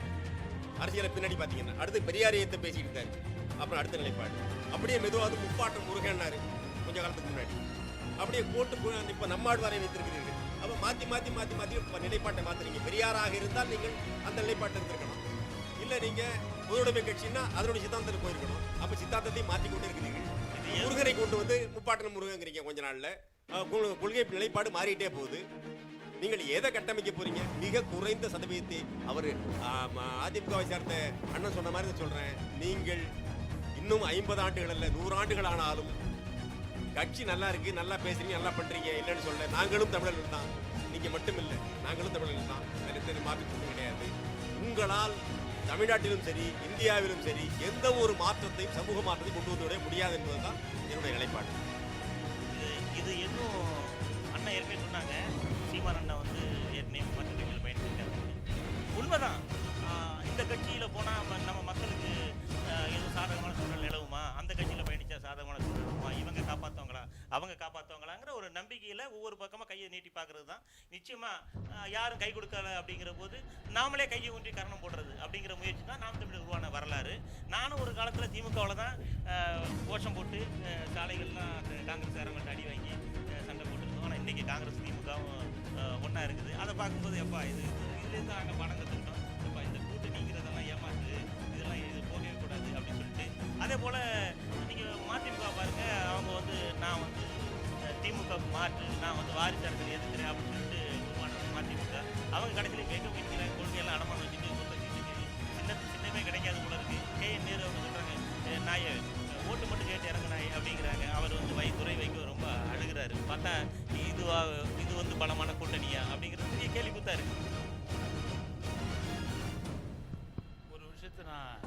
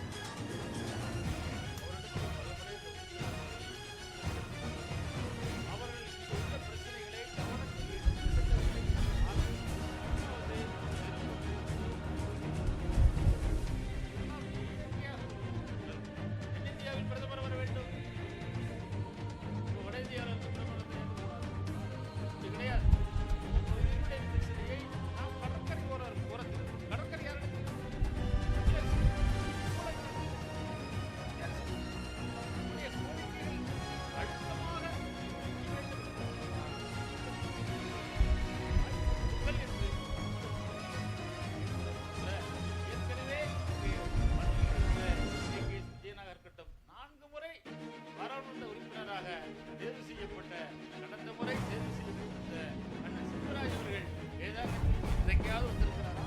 வேதாந்தி பிரச்சனை, உப்பள பிரச்சனையை தலையிட்டு பேசியிருக்கிறாரா? மீனவர் பிரச்சனைக்கு குரல் கொடுத்திருக்கிறாரா?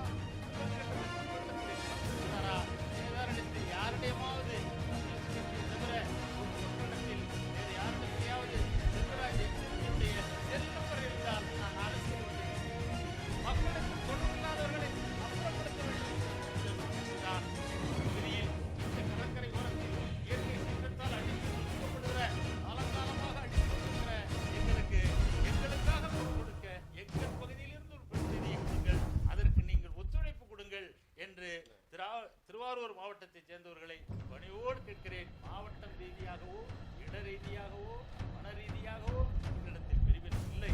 எங்கள் பகுதியில் எங்கள் குரலை, எங்கள் கஷ்டத்தை, எங்கள் அண்ணன் முருகேசனின் திட்டத்தை நிறைவேற்ற இந்த ஏழை மக்களுக்கு வாய்ப்பு கொடுங்கள். அந்த ஒலி அவர்களுடைய கஷ்டங்களை அங்கு எடுத்துச் செல்வதற்கு ஒரு வாய்ப்பு கொடுங்கள் என்று வேண்டுகோள். அண்ணன் முன்னாடியே கேட்டாங்க, அந்த தொகுதி இந்த தொகுதியில் வந்தவங்க இங்கே போட்டிடுறாங்க அப்படின்னு சொல்லி சொன்னாங்க. குறிப்பாக கோயம்புத்தூர் தொகுதியில் இப்படி கார்த்திகை வந்து போட்டிடுறாங்க. எங்களுக்கு வந்து இந்த தொகுதி அந்த தொகுதி, இந்த ஜாதி அந்த ஜாதி, இந்த மதம் அந்த மதம் அப்படின்னு எல்லாரும் தமிழர்கள் தமிழராய் ஒன்றாக இணைகிறோம். அந்த தமிழர் என்கிற புள்ளியில் ஒன்றாக இணைகிறோம். அதனால் எங்களுக்கு வந்து நல்லது சரியாக செய்யணும், அவ்வளோதான். இதுதான் நோக்கமே தவிர இந்த ஊருக்காரராக இருந்தால் சிறப்பாக இருக்கும், இந்த ஊருக்காரர் அந்த ஊருக்காரருக்கு வந்து அயலூர்காரர் தானே, அந்த வகையில் நாங்கள் வந்து நாங்கள் தமிழராக தான் பார்க்குறோம். அடுத்ததாக சொன்னாங்க, நீங்கள் வந்து எப்படி இவ்வளோ தொகுதியில் போட்டிடுறீங்க, உங்களுக்கு காசு எங்கேருந்து வருது அப்படின்னு சொன்னாங்க. எங்களுக்கு காசு முக்கியம் இல்லை, கொள்கை தான் முக்கியம். எங்கள் கொள்கைக்கு நாங்கள் வந்து சுவர் விளம்பரம் எழுதுறதுக்கு எங்களுக்கு காசு இல்லைன்னு அப்படின்னு அண்ணன் சீமானன்ட்ட கேட்கும்போது, காசு இல்லைன்னு நினைக்காதீங்க, கறிக்கட்டை எடுத்து இது எழுதி வச்சுட்டு போங்கப்பா, நம்ம வந்து போராளிகளுக்கு இது ஒரு குறை சொல்கிறதுக்கு நேரம் இருக்காது அப்படின்னு சொல்லி சொன்னாங்க. நாங்கள் வந்து உணவு ஒரு கூட்டம், உணவுலேருந்து வாகன எரிபொருள்லேருந்து நாங்களே பகிர்ந்துக்கிறோம். நாங்கள் எல்லாரும் வந்து அன்றாட தினக்கூலிகள் இந்த மாதிரி வேலை செய்கிறாங்க.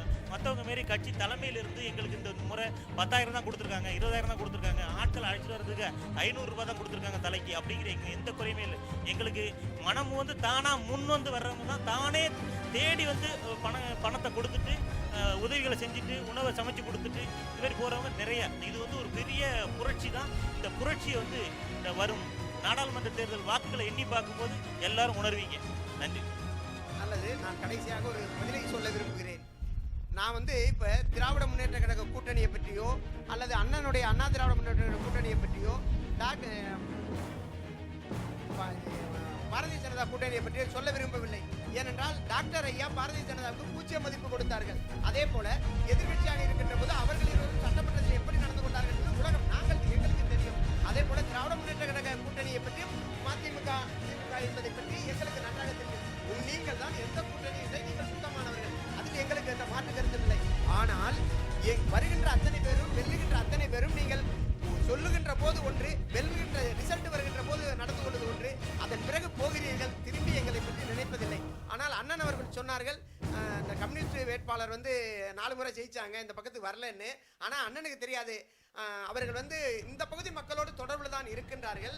அவர்கள் இப்போ இந்த ரயில் வந்துச்சுல, இந்த ரயிலில் வந்து நெய்வலக்கு ஸ்டேஷனே ஐயா தான் கொண்டு வந்தாங்க. அதுக்கு இடையில 2 லெவல் கிராசிங் கேட்டு கூட அவங்க கொண்டு வந்திருக்காங்க. அது சம்பந்தமாக அடிக்கடி இதே அண்ணனோட கட்சி சார்ந்தவர்கள் எல்லாம் வந்து பாராட்டி பொன்னாடையெல்லாம் போச்சு நிறைய செஞ்சிருக்கிறாங்க. அதனால யாரும் வராமல் இல்லை. எஸ்சி முருகையனா இருந்தாலும் சரி, தாழைப்பு கருணாநிதியா இருந்தாலும் சரி, ஏகே விஜயனாக இருந்தாலும் சரி, செல்வராஜனாக இருந்தாலும் சரி, இதுவரை இருந்தவர்கள் நம்மளை பார்த்திருக்கிறார்கள்.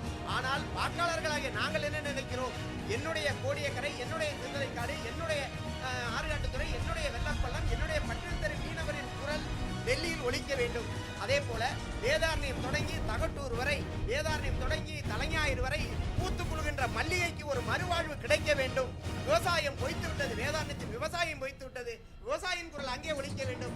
நூற்றுக்கணக்கான ஏக்கர்களை வைத்துக் கொண்டு உப்பள தொழிலாளர்கள் மிகவும் கஷ்டப்படுகிறோம், எங்களுடைய குரல் அங்கே ஒலிக்க வேண்டும். இப்படி பெரும்பான்மையான விவசாயம் சார்ந்த தொழில்கள், மீன் சார்ந்த தொழில்கள், மல்லிகை சார்ந்த தொழில்கள், அத்தனை பேருடைய ஒட்டுமொத்தமான குரல் டெல்லியில் ஒலிக்க வேண்டும். யார் குரல் நன்றாக இருக்கும் ஒலிக்கும் என்பதை நாங்கள் உறுதி செய்திருக்கிறோம். நாங்கள் வேதாரண்யத்திலே 36 பஞ்சாயத்து, தலைஞாயிற்றை சேர்ந்த 65, நாங்கள் வேதாரண்ய வட்டத்தில் உள்ள வாக்காளர்கள் நிச்சயமாக 100 விழுக்காடு வாக்களித்து நல்ல வேட்பாளரை தேர்ந்தெடுக்க நாங்கள் தயாராகிவிட்டோம். தேர்தல் நாள் தான் சீக்கிரம் வர வேண்டும் என கேட்டுக்கொள்கிறோம். வேதாரண்யம் 100 என்றால் நாகை 100, நாகை 100 என்றால் இந்தியாவே. பதில் சொல்ல பதில் சொல்ல வேண்டியது. ஆசிரியர் ஐயா பேசும்போது நான் மகிழ்ச்சி அவர்கள் திமுக சார்பு நிலை எடுத்து விட்டார்கள். முடிவெடுத்து விட்டோம்.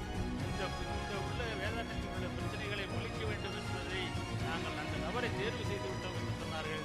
அந்த நபர் கண்டிப்பாக சுசி சங்கர் என்பதை மறைமுகமாக சொன்ன ஆசிரியர் அவர்களுக்கு நன்றி தெரிவித்து. நல்லது. ஐயா பேசினாங்க, ஆசிரியர் ஐயா தான் நடுநிலை என்று சொல்லிக்கொண்டு இறுதியில் அவர்கள் திமுக சார்பு நிலை எடுத்ததாக நான் உணர்கிறேன். ஆனால் இந்த இடத்தில்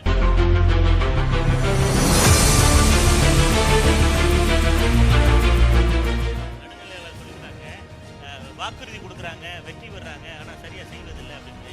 இது கடந்த காலங்களில் 2 கட்சியிலையும் நம்ம பார்த்துட்டோம். அவங்க நல்ல ஒரு ஈர்ப்பா ஒரு வாக்குறுதிகள் கொடுப்பாங்க, மக்களை மனதை கவரும் விதத்தில் வாக்குறுதிகள் கொடுப்பாங்க. ஆனால் திரும்ப பார்த்தா அடுத்த முறை வந்து நான் வந்து மறுமுறை வாக்காளர்களை சந்திக்கும் போது நான் ஏற்கனவே கொடுத்த வாக்குறுதிகளை இதை நிறைவேற்றியிருக்கேன் அப்படின்னு சொல்லி திரும்ப வாக்கு கேட்குறாங்கன்னா அதுக்கு அவங்கள்ட்ட வாய்ப்பே இல்லை. அவங்கள்ட்ட அதுக்கு அந்த கேள்விக்கு பதிலே இல்லை. அவங்க திரும்பவும் அதே பழைய வாக்குறுதிகளை புதுப்பிச்சு புதிய தாள்களை அச்சிட்டு கொண்டு வந்து தான் கொடுக்குறாங்க. ஆனால் நீங்கள் சொல்கிற மாதிரி எந்த கட்சி யார் வந்தாலும் அதே சரியாக செய்யலை அப்படின்னு சொல்கிறத இது வரைக்கும் 2 கட்சிகளில் பார்த்துட்டோம், 3 கட்சிகளில் பார்த்துட்டோம். நாம் தமிழ் கட்சி நீங்கள் உங்கள் கூற்றுப்படி வச்சுக்கிட்டு வந்தால் செய்ய மாட்டாங்கன்னாலும் அது ஒரு 50% வச்சுக்கோங்க. இன்னொரு 50% நிச்சயமாக செய்வதற்கான வாய்ப்பு இருக்குது. நாங்கள் வந்து சம்பாதிக்கணும், இதுல இருந்து பொருள் ஈட்டணும் அப்படிங்கிற நோக்கத்துல நிச்சயமா நாம் தமிழ் கட்சிக்கு யாரும் இல்லை. ஏன்னா நாம் தமிழ் கட்சி சேர்ந்து கடந்த காலங்களில் நாம் தமிழ் கட்சிகளில் வந்து இணைகிறவங்களை பார்த்தீங்கன்னா திமுகவில் இருந்து அண்ணா திமுக வந்து பெரு புள்ளிகள் அரசியல் அதிகாரத்தை சுவைச்சாங்க, அதுல இருந்து பொருளாதாரத்தை ஈட்டவங்க யாரும் நாம் தமிழர் இணைஞ்சாங்கன்னா நிச்சயமா ஒருத்தர் கிடையாது. அவங்களுக்கு தெரியும் நாம் தமிழ் கட்சிக்கு போனா பொருளாதாரம் ஈட்ட முடியாது, பணம் சம்பாதிக்க முடியாது. நிச்சயமா அங்க கொள்கை கோட்பாடு சித்தாந்தம் களம் போராட்டம் இப்படித்தான் இருக்கும். நிச்சயமா இந்த பக்கம் போக வாய்ப்பே இல்லைன்னு சொல்லிட்டு அவங்க திரும்ப திமுகவுக்கும் அண்ணா திமுகவுமே போய் அடைக்கலமாகிறாங்க. மாறா குற்ற வழக்குகள் எதுன்னு இருந்தா அவங்க பாரதிய ஜனதாவில் போய் அடைக்கலமாகிறாங்க. இதுதான். நன்றி, வணக்கம். நீங்க எல்லாரும் அவசியம் வாக்களிங்க, தயவு செய்து அவசியம் வாக்களிங்க. ஒரு நல்ல ஒரு வேட்பாளர் தேர்ந்தெடுங்க. நன்றி. எல்லாருடைய மனதும் ஐயா சொன்ன மாதிரி முடிவு பண்ணிட்டாங்க. யார் வேட்பாளர், யார் இந்த தொகுதியினுடைய எம்பிங்கிறதெல்லாம் முடிவாயிட்டு உடனடியாக ஒரு காரியத்தை இதை செய்யவில்லை அதை செய்யலாம் சொல்லிக்க முடியாது. படிப்படியாக உள்ளூர்னா நிறைய கொஞ்சம் பண்ணிட்டு இருக்காங்க. உடனே ஒரு 5 ஆண்டுகளில் முடிக்கிற வேலை இல்லை, அது 50 ஆண்டுகள் வேலை நிறைய இருக்கு. அப்போ எடுத்தோன்னே எல்லாத்தையுமே நான் கேட்டதெல்லாம் கொடுக்க முடியாது. அது யாரும் செய்கிற வேலை இல்லை. ஒரு வீட்டில் 4 பிள்ளை இருக்குன்னா பிள்ளைக்கு எல்லா பிள்ளைகளுக்கும் உடனே தீர்வு கொடுத்துட முடியாது, கேட்கறத கொடுத்துட முடியாது. எல்லாத்துக்கும் தேவை இருக்கும், தேவைகள் அதிகரிச்சுக்கிட்டே போகும். வரிசையாக தேவைகளுக்கு குறைபாடு இருக்காது, நிறைய கேட்டுட்டே இருப்பாங்க. அந்த புள்ள கேட்க, அப்புறம் இந்த புள்ள கேட்க, பொண்ணு கேட்க, அதை கேட்க, இதை கேட்க கேட்ட வாங்கி தருகிறேன்.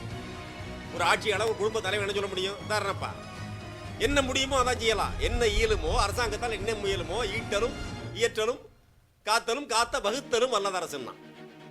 அதனால என்ன முடியுமோ அதைத்தான் செய்ய முடியும். எங்களுக்கு உடனே கொடுக்கல, சின்ன பிள்ளை உடனே கவனிக்கல, பெரிய பிள்ளைக்கு உடனே கவனிக்கல சொல்ல முடியாது. படிப்படியாக நிச்சயமாக யார் யாருக்கு எந்தெந்த தேவைகள் இருக்கிறதோ அதை குறித்து வைத்திருக்கிறோம். அதை கொஞ்சம் கொஞ்சமாக இந்த அரசு, இன்றைய தமிழகத்தினுடைய திராவிட முன்னேற்றத்தினுடைய அரசு செய்து கொண்டிருக்கிறது. நாளை இந்த நாட்டினுடைய பிரதமராக வரக்கூடியவரை திமுக கூட்டணி தான் முடிவு செய்யும்.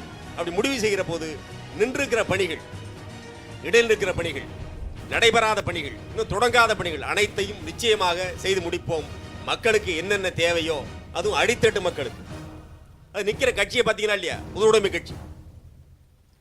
அது பட்டுக்கோட்டை சொன்னது போல சும்மா கிடந்த நிலத்தை கொத்தி சோம்பல் இல்லாமைய நடத்தி கம்மாக்கரையை வசதி கட்டி கரும்பு கொல்லையில் வாய்க்கால் வெட்டி சம்பா பயிரை பறிச்சு நட்டு தகுந்த முறையில் தண்ணீர் விட்டு நெல் விளைஞ்சிருக்கு, வரப்பும் உள்ள மறைஞ்சிருக்கு, காடு விளைஞ்சன்ன மச்சான் நமக்கு கையுங்காலும் தானே மிச்சம் என்று பொதுவுடைமை பேசிய பட்டுக்கோட்டையார் இடம்பெற்ற அந்த கட்சி இன்றைக்கு வேட்பாளராக நமது தொகுதியில் இருக்கிறது. அந்த கட்சி வெல்லும். சாமானியர்களின் கட்சி, அது இருக்கிற இடம் திமுகவோடு சேர்ந்திருக்கிறது. நிச்சயமாக மிகப்பெரிய வெற்றியை அந்த கட்சி பெறும். நாம் தமிழரை பொறுத்தவரையில் அவர்கள் வேண்டுமானால் வாக்கிலே காட்டிக்கொள்ளலாம். 3%, 4% அப்படி ஓட்டு வாங்கி விட்டோம் என்று காட்டிக்கொள்ளலாமே தவிர இவர்கள் கோலோச்ச முடியாத ஒரு காலத்திலும் அதிமுகவை பொறுத்தவரை நிச்சயமாக அவர்கள் எதிர்பார்ப்பது போல ஒரு வெற்றியை பெற முடியாது. வாக்கிலே வேண்டுமானால் வாக்குகளை பெற்று வைத்திருக்கலாம் மொழியே வெற்றி என்கிற கணக்கை எடுத்து பார்த்தால் நிச்சயமாக அது திமுக சார்ந்த காங்கிரஸ் பேரியக்கத்தினுடைய வெற்றியாகத்தான் இருக்கும். இந்த நாட்டை நிர்வகிக்கிற பொறுப்பு திமுகவினுடைய தலைவர் அவரிடத்திலே நிச்சயமாக வந்து சேரும்.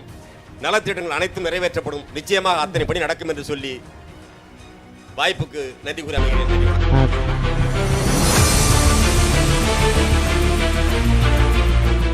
பொதுவாகத்தான் பேசுகிறேன், புரிந்து கொள்ளுங்கள். இப்போது கூட தேர்தல் ஆணையம் சில கட்சிகளுக்கு சின்னம் ஒதுக்குவதில் காலதாமதம் செய்து கொண்டிருக்கிறது.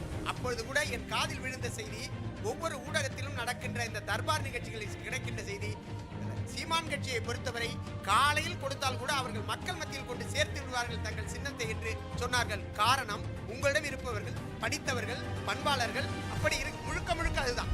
ஆனால் 7 விழுக்காடு தான் இருக்கிறீர்கள். ஒன்று நீங்கள் அண்ணா திராவிட முன்னேற்ற கழகத்தோடு சேருங்கள், அவர்களுக்கு பலத்தை கூட்டுங்கள், அல்லது திராவிட முன்னேற்ற கழகத்தோடு சேருங்கள், அவர்களுக்கு பலத்தை கூட்டுங்கள், அல்லது பாரதிய ஜனதாவோடு சேருங்கள், அவர்களோடு பலத்தை கூட்டுங்கள். நீங்கள் தனித்து நிற்பதால் எந்தவித லாபமும் கிடையாது.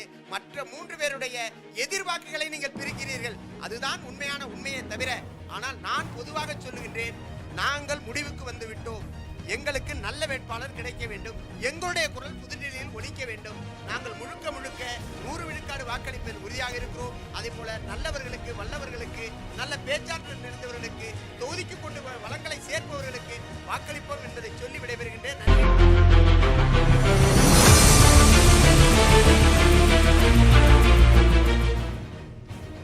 அனைத்து கட்சியிலேருந்து வந்திருக்காங்க, அருமையான கருத்துக்களை சொன்னாங்க. உண்மையில் ரொம்ப சந்தோஷமாக இருந்துச்சு.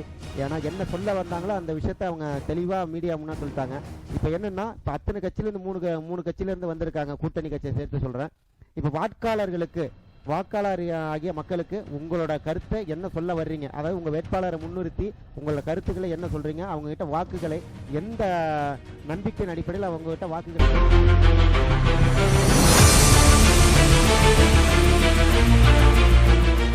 இந்த கருத்துக்களை அதாவது ஒரு நிமிஷத்துக்குள் ரத்தின சுருக்கமாக சொல்லுங்க. அத்தனை பேர் கட்சியிலிருந்து கேட்குறோம். அதாவது முதலில் மதிப்பிற்கு மரியாதைக்கு உரிய அனைத்து இந்திய அண்ணா திராவிட முன்னேற்ற கழகத்தின் மேற்கு ஒன்றிய செயலாளர் அவர்கள் இருப்பது ஒரு நிமிஷத்தில் அந்த அவரோட கருத்தை சொல்லுவாங்க.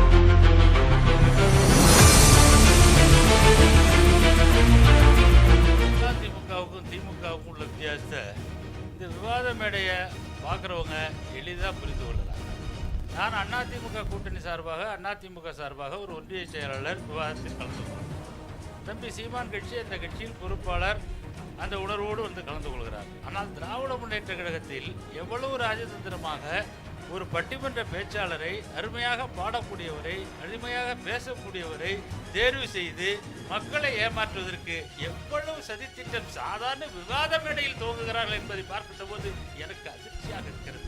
அது ஒருபோதும் நிறைவேறாது, சூழ்ச்சி ஒருபோதும் இல்லாது. என்னதான் பேசினாலும் மக்கள் இந்த தேர்தலில் உங்களுக்கு பாடம் புகட்டுவார்கள். அது மட்டுமல்ல, நாகப்பட்டினம் தொகுதியில் சுர்ஜித் சங்கர் எங்களுடைய கட்சி வேட்பாளர் இரட்டையில் செல்லத்தில் நிற்கிறவர். 5000 பேருக்கு வெளிநாட்டில் வேலை வாய்ப்பு வாங்கி கொடுத்தவர். அப்படிப்பட்ட நல்ல மனிதனை இங்கு இருக்கிற இளைஞர்கள், இங்கு இருக்கக்கூடிய எதிர்காலத்துக்கு நல்ல நம்பிக்கையான ஒரு பாராளுமன்ற உறுப்பினர் என்பதை தேர்வு செய்கிறார்கள் என்று நம்பி விடைபெறுகிறேன்.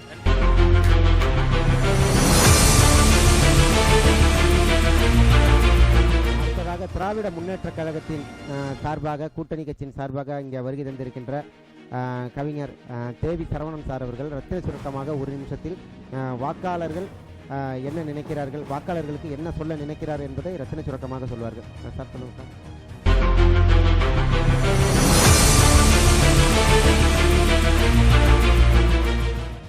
இப்போ அப்பாவுக்கு தெரியும் பிள்ளைங்களுக்கு என்ன செய்யணும். அதுபோல தமிழ்நாட்டினுடைய ஆட்சியில் இருக்கிற தளபதி அவர்கள் இந்த நாட்டு மக்களுக்கு எந்தெந்த பகுதிக்கு என்னென்ன தேவையோ அதை வாங்கி கொடுக்க வேண்டும் என்கிற எல்லா தேவைகளை நிறைவேற்றக்கூடிய தன்மையும் அவர் மனதில் இருக்கு. அதை படிப்படியாக கொண்டு வந்துகிட்டு இருக்கார். ஆக நிச்சயமாக அவர் செய்வார். அண்ணன் சொன்னது போல அண்ணன் இப்போ இந்த திமுக சார்பாக இந்த பட்டிமன்ற பேச்சை கொண்டு வந்து விட்டாருன்னு சொன்னாங்க. ஒன்றும் தவறில்லையே. அது சார்ந்த கருத்துக்களை சொல்வதற்கு அதை இயக்கத்தை பற்றி அறிந்திருந்தால் போதுமானது. இப்போ உங்களுக்கு அதிமுகவை நீங்க என்ன பாடுபட்டாலும் தான் வெற்றியை நீங்கள் நெருங்கவே முடியாது. தமிழ்நாட்டினுடைய வெற்றியில் 40 தொகுதிகளும் வேண்டும் நெருங்கி வரலாமே ஒழிய வெற்றி உங்கள் பக்கம் வரும் என்று என்னால் நிச்சயமாக சொல்ல முடியும். 40 தொகுதிகளும் திமுக கூட்டணி தான் வெல்லும். மக்களுக்கு தேவையான திட்டங்கள், தேவையான செயல்பாடுகள் அனைத்தும் நிறைவேற்றப்படும். நிச்சயமாக நல்லதே நடக்கும். நாட்டு மக்கள் இப்போது வாழ்வது போல எப்போதும் மகிழ்ச்சியாக இருப்பார்கள் என்று சொல்லி அமைகிறேன்.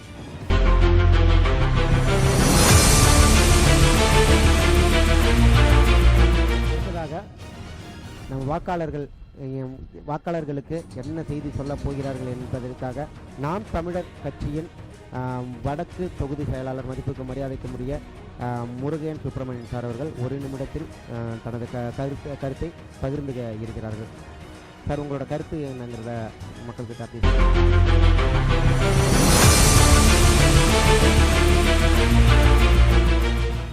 நாம் தமிழர் கட்சிக்கு எந்த ஊழல் பெருச்சாளிகளோடும் கூட்டணி இல்லை. நாகை நாடாளுமன்ற தொகுதியின் நாம் தமிழர் கட்சி வெற்றி வேட்பாளராக மு. கார்த்திகா எனும் கள போராளிக்கு ஒளிவாங்கி சின்னத்தில் வாக்களித்து அதிகபட்ச வாக்கு வித்தியாசத்தில் வெற்றி பெற செய்யுங்கள். வாக்குக்கு பணம் பெறாமல் வாக்களியுங்கள். அனைவரும் வந்து வாக்களியுங்கள். அதிகபட்ச வாக்குகளை பதிவு செய்யுங்கள். குறிப்பாக வாக்குக்கு பணம் கொடுக்கும் கட்சிக்கு நீங்கள் வாங்கவில்லை என்றாலும் வேறொரு மூலையில் அந்த கட்சி வாக்குக்கு பணம் கொடுத்திருக்குமாயின் தங்களுக்கு அறிய வந்தால் அந்த கட்சிக்கு வாக்களிக்காதீர்கள். நாங்கள் பணத்தை நம்பி நிற்கவில்லை. நல்ல எண்ணத்தோடும் நல்ல சேவை செய்ய வேண்டும் என்ற உயரிய நோக்கத்தோடும் நிற்கிறோம். எங்களை ஒளிவாங்கி சின்னத்தில் ஆதரியுங்கள். அந்த ஒளிவாங்கி என்பது இது ஒன்றும் இல்லாமல் பழைய மாதிரியான அண்ணா காலத்து, எம்ஜிஆர் காலத்து, கருணாநிதி காலத்து ஒளிவாங்கி ஆல்ரவுண்ட் மைக் என்று சொல்லுவாங்க. நான்கு புறத்தில் இருக்கும் ஒளியை வாங்கக்கூடிய பழைய மாதிரியான ஒளிவாங்கி. அந்த ஒளிவாங்கி மைக், ஒளிவாங்கி சின்னத்தில் வாக்களியுங்கள். அவசியம் ஜனநாயக கடமையாற்றுங்கள்.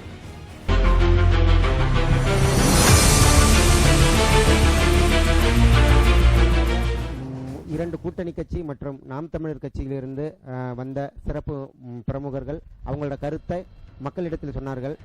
அந்த மக்கள் மனதில் என்ன இருக்கிறது என்பதை மக்களின் பிரதிநிதியாக வந்திருக்கக்கூடிய சமூக ஆர்வலர் மற்றும் சமூக சேவகர் மேனாள் தலைமை ஆசிரியர் மதிப்பிற்கு மரியாதைக்குரிய கருப்பம்புலவே சித்திரவேல் சார் அவர்கள் என்ன சொல்றாங்க அப்படிங்கிறத ரத்தின சுருக்கமாக ஒரு நிமிஷத்துக்குள் என்ன சொல்றாங்கிறத கேட்போம்.